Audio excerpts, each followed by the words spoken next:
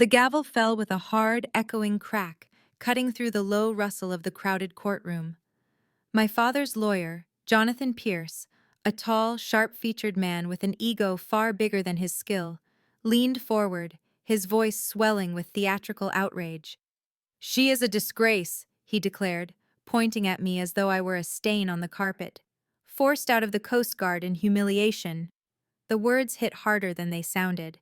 I kept my stance controlled, feet grounded, hands folded neatly in front of me, the posture drilled into me after 15 years in uniform. On the outside, I looked composed. On the inside, that same old ache pulsed behind my ribcage, the one that had started months ago at a family dinner when my mother first spat that word at me. Disgrace. He spoke it the same way my father had spoken it the day he learned I would not be returning to active duty. My father, Thomas Whitfield, sat at the plaintiff's table, arms crossed, expression polished to resemble concern. But I knew him better than the room did. Concern was not what drove him. Control was. Jonathan continued, emboldened by her silence. I could hear the rehearsed arrogance in every syllable. He was performing for her. He always had. I looked at him only once, and the self-satisfied curl of his lip told me he mistook cruelty for strategy. The judge, Judge Harris, a man with quiet, measured eyes and the posture of someone who had seen too many ruined families, simply watched. He didn't interrupt. He didn't rush. He let every accusation hang in the air like smoke. Because he understood something everyone else refused to see. This wasn't about property. It wasn't about legal guardianship. It was about the estate my mother had left to me, written in her will with clear intent, an intent my father could not accept. So he came for it the way he came for everything he couldn't shape, with pressure, with reputation, with force. Jonathan's voice lowered into his final blow. "Your Honor, her service record speaks for itself. She is unfit to manage her own affairs, let alone this inheritance." A few whispers stirred. Discharged, untrustworthy, unworthy. I did not flinch. Silence can be a shield, and I had learned to wear mine well. Then the judge leaned back, studying me, really studying me, and the room held its breath. Judge Harris did not raise his voice. He didn't need to. He simply reached up and loosened the clasp at his collar. A hush rippled across the courtroom. Slowly, with the deliberation of someone who understood the weight of ceremony, he slipped the black judicial robe from his shoulders and folded it neatly over the bench. Beneath it, pinned to his pressed white shirt, gleamed a small, unmistakable insignia, a retired rear admiral's service pin from the U.S. Coast Guard. My breath stilled. He stood. His gaze held mine with a recognition that required no words. "Lieutenant Commander," he said, softly, but the authority in his tone rolled through the room like a current. The entire courtroom fell silent. "You will speak here with the dignity your service has earned." Jonathan Pierce's mouth snapped shut mid-objection. My father, Thomas Whitfield, who prided himself on being unshakable, blinked, just once. The color drained from his carefully composed expression. For the first time in years, she looked unsure. The air shifted, not loudly, but unmistakably. A recalibration of power. I did not speak. I didn't have to. He knew. He had seen the kind of silence I carried. The silence of night operations in freezing water. The silence of families waiting for rescue that never came. The silence of loss that could not be spoken without breaking. My mother had always mistaken that silence for weakness. She had built our home on performance. Curated conversations, managed expressions, impeccable appearances. Reputation was scripture. Emotion was undignified. And I, the daughter who chose uniform over corporate polish, never fit the picture frame she'd already designed. At our dinner table, success was a reportable metric. Promotions, publications, committees chaired. My younger sister, Amelia, polished, articulate, everything they understood, thrived in that world of quarterly evaluations and holiday letters. But I spoke a different language. Risk, duty, lives pulled from currents that could swallow a ship whole. To them, that wasn't admirable. It was disruptive. So they rewrote me as a disappointment, easier than understanding me. But now someone in this room finally did, and for the first time in years, the shame was not mine to carry. "That's wonderful, Amelia," my mother would say at the dinner table, adjusting her napkin with practiced grace. "Your firm is expanding into international markets. Impressive."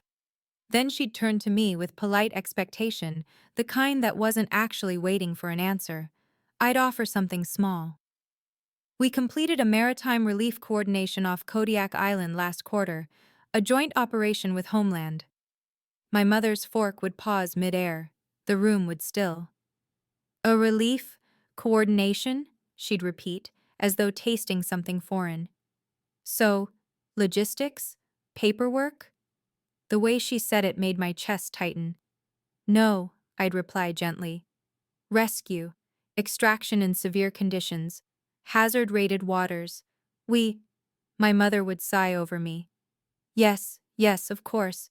One of your adventurous projects." My role was always the same. The daughter with the phase, the job that didn't photograph well for holiday cards. But the truth of my life was nowhere near their dinner table. While they slept under heated blankets and dimmed bedside lamps, I spent nights in ice-bitten hangars, flight deck alarms humming like a second heartbeat. One winter off the coast of Barrow, my team monitored a distress transmission from a vessel going down in freezing black water. "Coordinates verified. Wind shear increasing. ETA 2 minutes," I said, headset tight against my ear, the helicopter blades roaring above.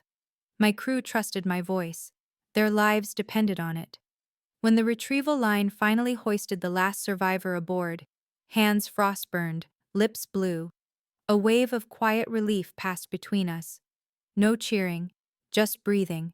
That moment meant more than every polished compliment my sister had ever collected.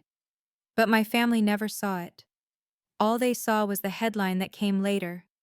Not about the rescues, not the coordination, not the service.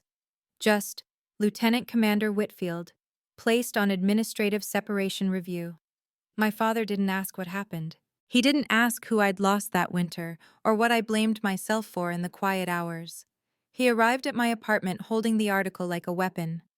"So," he said, voice smooth as litigation. "A polite way of saying you were removed." My mother stood behind him, expression trained into stillness.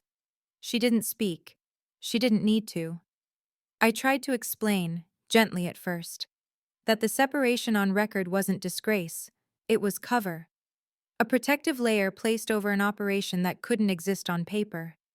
I had taken responsibility for shielding a local maritime informant, someone whose identity, if exposed, would have led to retaliation far beyond headlines. But to my parents, nuance meant nothing. Only the word printed in plain typeface mattered. Separation. I still remember my father's voice, controlled, precise, the tone of a man who believed he was teaching a lesson. "You embarrassed this family." Not once did he ask why. Not once did he see the commendation I received under a classification stamp 3 months later. Not once did he wonder why my name appeared, encrypted, in a Coast Guard intelligence summary on North Pacific trafficking corridors. People remember what flatters them. They remembered my sister Amelia's wedding toast, polished and charming. No one remembered the year I wired half my pay home to keep the mortgage afloat after my father's firm collapsed. They remembered the discharge, not the survivors I lifted into helicopters during storm seasons that swallowed entire coastlines. To them, my uniform was never honor. It was a costume I was stubbornly unwilling to outgrow. For years I replayed the small moments. The dinners where my father's eyes lit up at Amelia's promotions, but dimmed the moment I spoke. Each dismissal layered onto the next like quiet sediment forming a mountain. Proof that in their world, I had always been less. But service teaches a different creed. Honor does not require applause, and truth does not depend on being believed. So when my father petitioned to seize control of my mother's estate, pretending it was about safeguarding assets, I recognized the tactic. He used the same word he always did: responsibility. As though stripping away what little I had left was noble. The legal notice trembled once in my hand, only once. Then I exhaled. I didn't cry. I didn't call anyone. I didn't justify myself to him again. Emotion was his battleground. Procedure was mine. So I opened my laptop, and I filed my response pro se, my own counsel, my own defense. I had fought storms that crushed steel. I could handle him. Every keystroke felt clean, intentional. Not aggressive, precise. I cited federal maritime statutes, property law, and the Coast Guard's active duty administrative codes. Years of mission briefings had trained me to choose words the way others choose weapons. This wasn't retaliation, it was correction. My father's approach to conflict was spectacle: raise your voice, overwhelm, dominate. Mine had always been different: silent rooms, tactical clarity, controlled pressure. When I organized my exhibits, I included one document he never knew existed: a letter from the Coast Guard Distinguished Service Review Board, acknowledging a commendation granted under restricted classification, held back from public record for operational security. I didn't add it to shame him, I added it because truth had waited long enough. But one final safeguard remained. I reached out to Commander Lena Ortiz, JAG Corps, a woman who had once leaned over the same dim strategy table as me, both of us lit by screens and the quiet urgency of late-night directives. Ordinance 14B Section 3, I said. She didn't ask why. She didn't need context. She just replied, "Give me 72 hours." 3 days later, she sent a certified packet: verification of service distinction and mission-critical conduct. The kind of document that didn't explain details, but validated sacrifice. And then there was the judge. I hadn't orchestrated this, but I had made sure the case was filed in the jurisdiction of Judge Harris, the same man who had once reviewed operational debriefs in a secure room while we coordinated emergency rescue channels off the Aleutian coast. Not manipulation, alignment. The right man to understand that honor isn't always visible. When I clicked submit, the confirmation screen reflected faintly back at me from the laptop. My apartment was quiet, the kind of quiet that could feel hollow or powerful depending on how you inhabited it. I sat with it. This wasn't about winning. This was about finally standing in my own story. The next morning, the case update arrived, hearing date set. I scanned the counsel list. My father, represented by Jonathan Pierce. Me, self-represented. I heard later that Pierce had laughed. "She's representing herself? This will be over in 10 minutes. I didn't laugh, because he had no idea. I'd led rescue operations in storms that tore steel from ships. Courtrooms were easy. The courtroom was full long before the hearing began. Polished oak walls, a low murmur of voices, the faint click of phone cameras before the bailiff warned them to stop. It felt less like a legal proceeding and more like a stage my father had curated. Thomas Whitfield sat at the plaintiff's table in a charcoal suit, posture perfect, expression composed in that way he believed conveyed integrity. But I knew it for what it was: performance. Beside him sat Jonathan Pierce, the attorney who spoke for him when he wanted his cruelty delivered cleanly. They were joined by two of my parents' closest acquaintances, people who cared less about truth and more about proximity to a spectacle. Thomas had called this protecting the estate, but everyone in this room knew what this was: control, reputation, image. I sat alone at the defense table, no entourage, no whispering supporters, just silence and preparation. My notes were arranged with the same method I'd used aboard a cutter in rough seas: neat, steady, controlled. When the hearing opened, Jonathan rose slowly, smoothing his tie like an actor preparing for applause.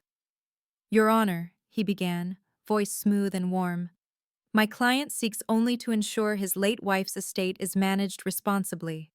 The respondent, former Lieutenant Commander Whitfield, was separated from service under compromised circumstances. Her record indicates emotional volatility and questionable judgment regarding asset stewardship." Each phrase was engineered to wound, delivered with practiced ease. I didn't react. I simply noted each allegation, pen moving with quiet precision. Across the aisle, my father nodded at every accusation. Approval without acknowledgement. the approval he had always reserved for my sister Amelia, never for me. Then Jonathan said it.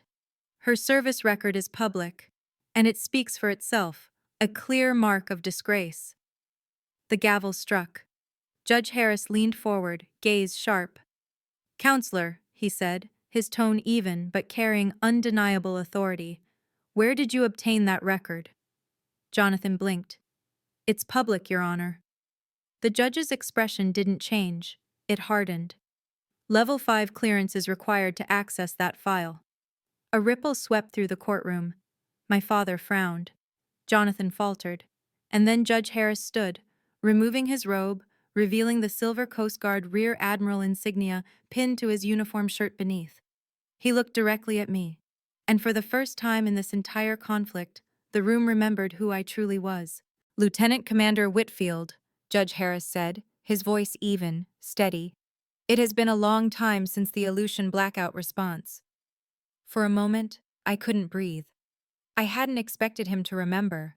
Not like this, not here.